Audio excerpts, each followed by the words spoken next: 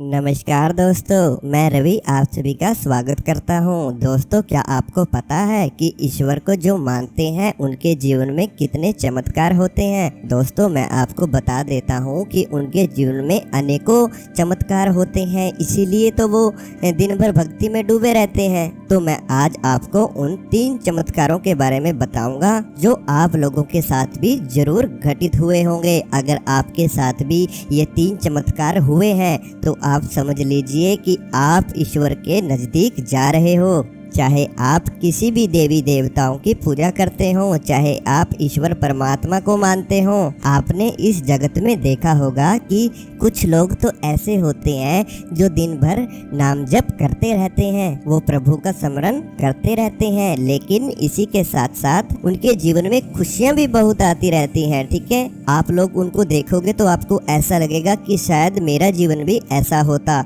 इसके पास तो ईश्वर है, इसके पास तो परमात्मा है, के पास तो अनेकों शक्तियां हैं देवी देवताओं की। और कुछ लोग ऐसे होते हैं कि जो भक्ति तो करते हैं लेकिन उनके जीवन में अनेकों कष्ट ही कष्ट होते हैं। उनको ऐसा लगता है कि मैं जितनी ज्यादा भक्ति करता हूँ उतने ही मेरे जीवन में कष्ट क्यों आ रहे हैं।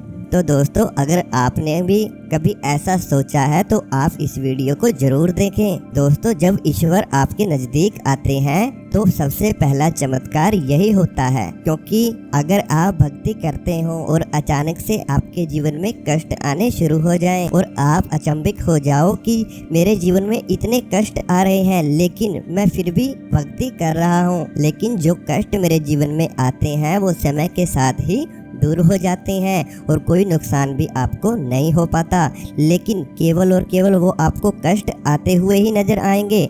ठीक है, या जाते हुए ही आएंगे। उन कष्टों का नुकसान आपके जीवन में कभी आपको उठाना नहीं पड़ेगा। दोस्तों, मैं आपको बता देता हूँ कि जब आप भक्ति करते हैं, ईश्वर के नज़दीक जाते हैं, देवी देवताओं के नज़दीक जाते हैं, तो होता क्या है आप लोगों के साथ कि वो देवी देवता आपकी परीक्षा लेते हैं, अपने भक्त की परीक्षा लेते हैं। ठीक है, आपके जीवन में दुख की घड़ी आएगी। ठीक है, और वो देखेंगे कि इस बच्चे के जीवन में अगर दुख आए तो क्या ये मुझे याद करेगा या फिर नहीं करेगा। तो ऐसे ही आपके जीवन में सुख भी आता है। ठीक है, दोनों तरह से समय आपके जीवन में आता है, जैसे सुख भी समय आएगा और साथ में दुख का समय भी आएगा।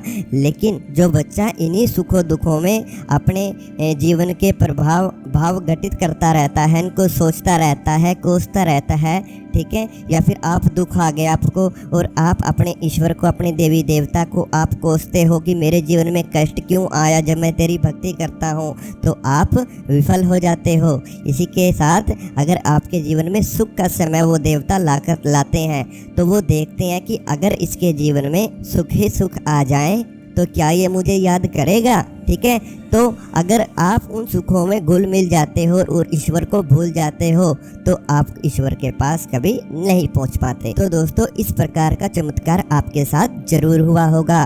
बात करते हैं दूसरे चमत्कार की। दोस्तों, आपको पता है कि जब आप देवी देवताओं की, ईश्वर की, परमात्मा की जब भक्ति करते हैं तो जब आप इस परीक्षा को पार कर लेते हैं तो आपके जीवन में एक धन के रास्ते खुलने शुरू हो जाते हैं। वो होता है ना कि जैसे वो देवी देवता आपके लालच को परखते हैं कि आपके मन में लालच तो नहीं है, क्योंकि जैसे कोई बच्चा रोता है, ठीक है, वो बच्चा बोलता है, जैसे उसकी बच्चे की जो माता है वो घर में कोई काम कर रही है, ठीक है, और उसका जो बच्चा है वो रो रहा है, ठीक है, तो वो माँ क्या करेगी, उसको खिलौने दे देगी, ठीक है, या फिर खाने के लिए टॉफ़ी दे देगी, ठीक है, और वो बच्चा उन खिलौनों के साथ खेलने लग जाता है, उस टॉफ़ी को खाने लग जाता है, और वो जो माँ होती है वो इतनी देर में अपने घर का सारा काम ख़त्म कर लेती है। तो इसी प्रकार अगर उस बच्चे को टॉफ़ी दे देती है माँ या फिर उसको खिलौने दे देती है, लेकिन अगर फिर भी वो बच्चा चुप नहीं हो रहा है रोने से, तो उस माँ को वो बच्चा उठाना ही पड़ता है, उसके पास बैठना ही पड़ता है। ठीक है,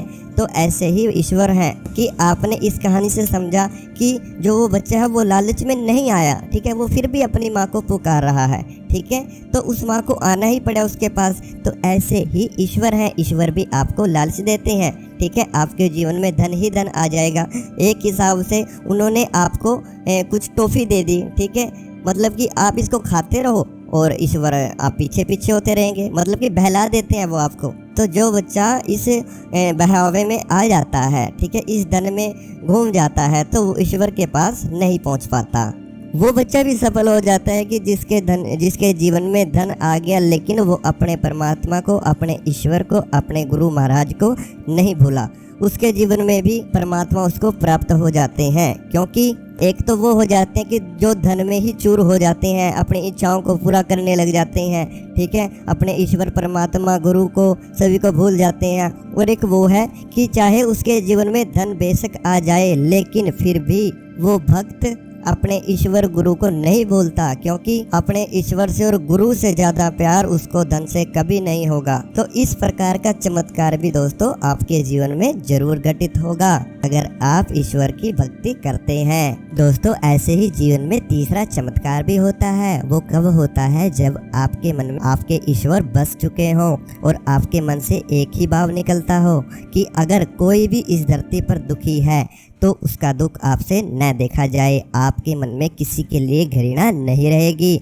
आप एक अकेलापन में रहने की आदत डाल लोगे। आपको ऐसा रहेगा कि मैं अकेला ही रहूं, अपनी भक्ति में मग्न रहूं। आपका जो मन है वो इस ब्रह्मांड के साथ नहीं लगेगा।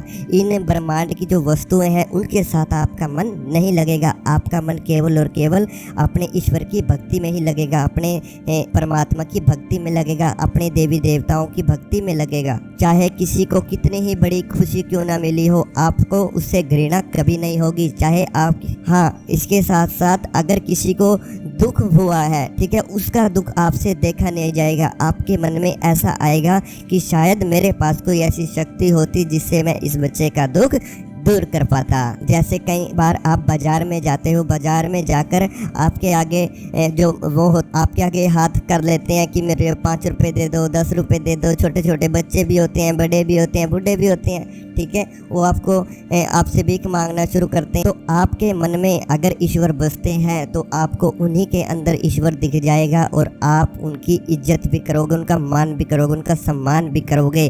साथ के साथ अगर आपके पास उनको देने के लिए कुछ भी नहीं है तो भी आप उनकी इज्जत करोगे, ठीक है। आपके मन में ये भाव आएगा अंदर से ही कि हे परमात्मा, हे भगवान, इनको एक अच्छी जिंदगी प्रदान कर, इनका जीवन सुधार। और आपके मन में ये भाव आता है कि ईश्वर देखो मैं कितना अच्छा हूँ, मैं कितनी अच्छी जिंदगी जी रहा हूँ, मैं आपका बहुत बहुत धन्यवाद करता हूँ। तो आप अपने ईश्वर का उस समय पर धन्यवाद करते हो, ठीक है। आप लोगों के घर में प्रेम रहने लग जाता है और साथ में क्रोध आपको आना बिल्कुल बंद हो जाता है। अगर आपको किसी बात पर क्रोध आ भी जाएगा तो वो कुछ ही पलों के लिए आएगा, कुछ ही सेकंडों के लिए आएगा। चाहे आपकी किसी के साथ झगड़ा क्यों ना हो जाए, लेकिन कुछ समय बाद ही आपका जो क्रोध है वो खत्म हो जाता है, ठीक है। तो इस प्रकार से ईश्वर के चमत्कार होते हैं आपके जीवन में अगर आप लोग उनकी भक्ति करते हो, अपने देवी देवता, अपने परमात्मा की भक्ति करते हो। तो दोस्तों अगर आपको वीडियो अच्छी लगी हो तो इस चैनल को सब्सक्राइब जरूर करें और बेल आइकन को प्रेस जरूर करें। इसी प्रकार की और अन्य वीडियो हमने चैनल पर डाली हुई है, आप उनको जाकर भी जरूर देखें। तो दोस्तों मिलते हैं अगली वीडियो के साथ।